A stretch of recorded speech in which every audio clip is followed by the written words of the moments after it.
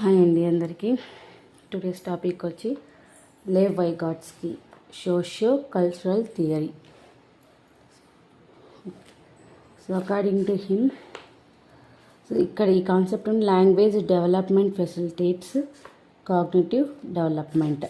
So language development దేనికి మనకు దారితీస్తుంది అంటే కాగ్నిటివ్ డెవలప్మెంట్కి దారితీస్తుంది. సో ఈయన కాన్సెప్ట్ కీ రోల్ ఏమంటే society play a key role according to him అనమాట. So and also according to him students learns best by actively engaging with their environment. So మీరు ఈ వీడియోని స్కిప్ చేయకోకుండా లాస్ట్ వరకు చూస్తే మీకు ఇన్ఫర్మేషన్ వెరీ క్లియర్గా ఎక్స్ప్లెయిన్ చేసినాను, ఈజీగా కూడా ఉంటుంది. చూడండి ఒకసారి. దీని ప్రకారం according to him teachers are mobile in the classroom. Teachers అనేవాళ్ళు ఎలా ఉంటారు? మొబైల్ అంటే ఫోన్ అని కాదనమాట, మూమెంట్. సో ఈయన ఏం చెప్తారంటే ఎన్విరాన్మెంట్ ఎంగేజ్ అంటే ఇంటరాక్టింగ్ అవ్వడం వల్ల పిల్లల యొక్క డెవలప్మెంట్ అనేది పెరుగుతుంది. అదే పియాజే ప్రకారం అయితే పిల్లలు ఎలా ఉండాలి, వాళ్ళ ఎన్విరాన్మెంట్ చుట్టూ ఉన్న వాళ్ళతో ఇంటరాక్ట్ అవ్వడం వల్ల వాళ్ళ యొక్క డెవలప్మెంట్ అనేది పెరుగుతుంది. ఈయన ఏం చెప్తానంటే ఎన్విరాన్మెంట్లో ఉన్న కిడ్స్ ఆ పిల్లలతో సేమ్ అదే కాన్సెప్టే వస్తుంది. వాళ్ళతో ఇంటరాక్ట్ అవ్వడం వల్ల సొసైటీ వాళ్ళతో ఇంటరాక్ట్ అవ్వడం వల్ల వాళ్ళలో ఉన్న సోషల్ స్కిల్స్ అనేది డెవలప్మెంట్ అవుతాయి. అంటే ఆ సోషల్ స్కిల్స్ డెవలప్ అవ్వడం వల్ల వాటి యొక్క కాగ్నిటివ్ డెవలప్మెంట్ కూడా డెవలప్ అవుతుంది అని చెప్తున్నారు. సో ఇక్కడ ఎలా ఉంటుందంటే పీర్ కొలాబరేషన్ అంటే గ్రూప్గా ఫామ్ అయ్యి పిల్లలతో ఒకటో చర్చించుకొని మాట్లాడుకోవడం, లేదా helpful to one child to another child in the class room. So divide the classroom into different groups. In each group has medium learning students, MKO high intelligent students, and average, below average. So ఇలాగ పెట్టడం వల్ల all kinds of students have a capability to educate their self when they mingle with the others అన్నమాట. And improve inner speech manner which regulate to their own thinking.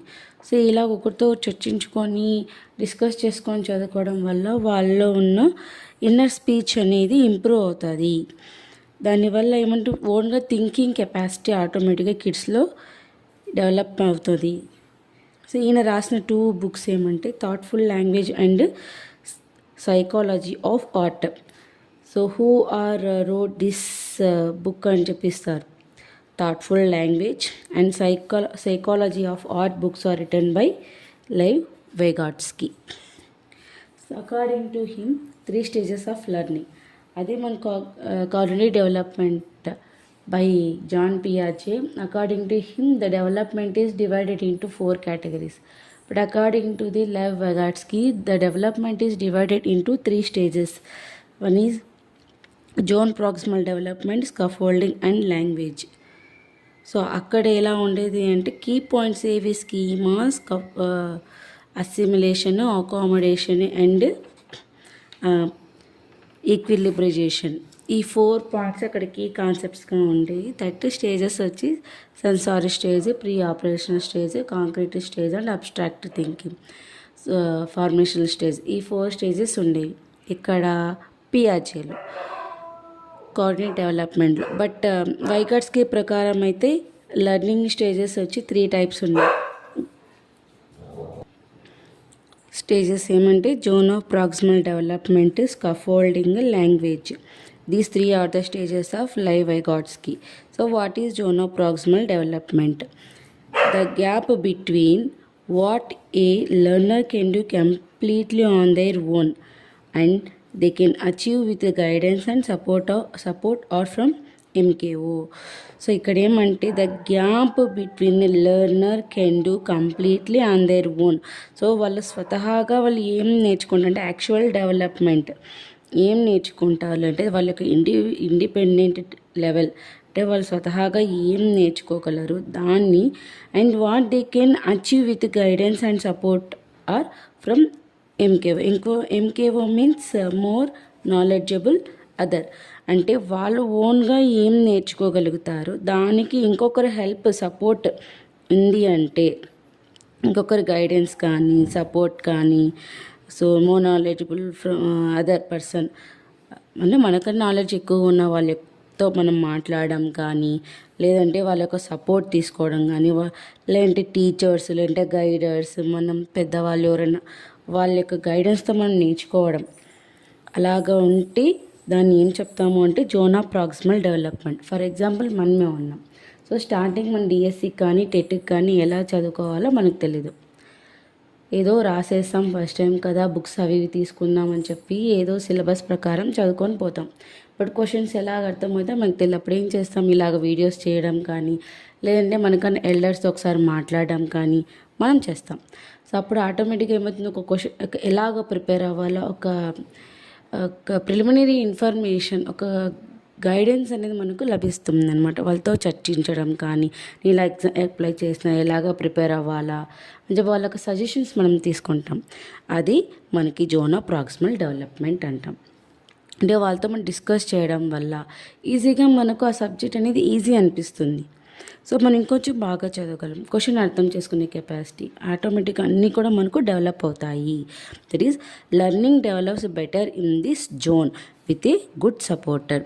ఆ supporter మనకు teacher అవ్వచ్చు, మనకన్నా knowledge ఎక్కువ ఉన్న వాళ్ళు కావచ్చు, వాళ్ళు మనకు పేరెంట్ అయినా అవ్వచ్చు, పీర్ మీన్స్ గ్రూప్, మన గ్రూప్ మెంబర్స్ కావచ్చు, రిలేటివ్స్, ఫ్రెండ్స్, లేదా మనం కోచింగ్ సెంటర్కి వెళ్తుంటే మనతో పాటు ఉండేవాళ్ళు, లేదంటే మన కాలేజీ చదువుకుంటూ ఉంటే మనతో పాటు చదువుకునే వాళ్ళు, మనకన్నా నాలెడ్జ్ ఎక్కువ ఉన్నవాళ్ళు, ఎవరైనా సరే.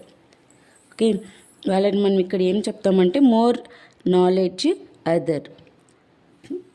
ఇక్కడ ఎవరో ఒకరు సపోర్ట్తో మనం చదివితేనే మనం బాగా నేర్చుకోగలము అన్న కాన్సెప్ట్ ఎక్స్ప్లెయిన్ చేసేది zone of proximal development. Okay, next వచ్చి scaffolding, temporary support given to learner by MKO to success or to achieve a task. This help is slowly removed as his skills gradually increase. So scaffolding అంటే ఏమంటే, ఇప్పుడు starting మనకి ఎట్లా చదవాలో తెలీదు, మనకు guidance ఇస్తూ ఉంటారు.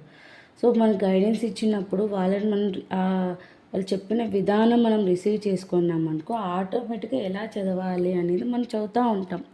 సో కొద్ది రోజులకి అయ్యేసరికి ఏమవుతుంది, వీళ్ళకి ఏం చెప్తారు లేబా వాడు తెలుసుకుంటాడు, ఎట్లా చదవాలో వానికి అర్థమైపోతా అని మనం చెప్పాల్సిన అవసరం లేదులే అన్న ఫీలింగ్ వాళ్ళకి వస్తుంది. అప్పుడు ఆటోమేటిక్గా వాళ్ళు మనకు సజెస్ట్ చేయడం తగ్గిస్తూ వస్తారు. ఎందుకు, ఆటోమేటిక్గా మనం ఆ వేలోకి వెళ్ళిపోయి ఉంటాం కాబట్టి. అది మన పిల్లల్లో కూడా అదే ఇంప్లిమెంట్ చేయొచ్చు. సో స్టార్టింగ్ పిల్లలకి ఎలా తినాలి, ఎలా చదవాలి, ఎలా మాట్లాడాలి, ఎలా పరిగెత్తాలి, ఎలా నడచాలి అనేది చిన్నపిల్లలకు తెలీదు. మనం చెప్పుకుంటూ వస్తాం. వాళ్ళ వయసు పెరిగే కొద్ది ఆటోమేటిక్గా ఏమి వాళ్ళకి మనము తినే విధానాన్ని చెప్పేది తగ్గిస్తాం, మాట్లాడే విధానాన్ని తగ్గిస్తాం, రాసే విధానాన్ని కూడా మనం తగ్గించుకుంటూ వస్తాం. అప్పుడు ఆటోమేటిక్గా వాళ్ళే ఇంప్రూవ్ అయిపోయి ఉంటారు అన్నట్టు అర్థం. సో దాన్ని ఇక్కడ ఏం చెప్తామంటే స్కఫోల్డింగ్ అంటే వాళ్ళకి సపోర్ట్ చేస్తూ ఉంటాం. మనం సపోర్ట్ చేస్తూ ఉంటే, గైడెన్స్ ఇస్తూ ఉంటే వాళ్ళు ఎడ్యుకేట్ అవుతూ ఉంటారు. ఓకే, వాళ్ళ మిస్టేక్స్ వాళ్ళు తెలుసుకుంటూ ఉంటారు. ఆటోమేటిక్గా మనం ఏం చేస్తాం, బాగా మారుతున్నాడులే, చదువుతున్నాడులే, తింటున్నాడులే అని చెప్పేది మనం తగ్గించుకుంటూ వస్తాం. వాళ్ళేమో నాలెడ్జ్ని గెయిన్ చేసుకుంటూ వస్తారనమాట. దీన్ని ఏం చెప్తామంటే స్కఫోల్డింగ్. నెక్స్ట్ వచ్చి లాంగ్వేజ్. ఈయన ప్రకారం లాంగ్వేజ్ చాలా ఇంపార్టెంట్ అని చెప్తారనమాట. Language is the most important tool for thinking and learning. Through language children internalise, make their own the knowledge they get from others. So ఈ కేసులో ఈయన టీచర్ ఏం చెప్తారంటే ఒక గైడ్ లాగా, ఒక మోర్ నాలెడ్జబుల్ అదర్ లాగా ఉండాలి. జాన్ పియాజేలో టీచర్ వచ్చి ఒక ఫెసిలిటేటర్ ఉండాలి కంపల్సరీగా అక్కడ. ఈయనేం చెప్తారు, జస్ట్ మనకి హింట్ ఇస్తే చాలు, మనకు ఒక సజెషన్ లాగా, ఒక గైడ్ లాగా మనకు ఉంటే చాలు, మనం నేర్చుకుంటామని.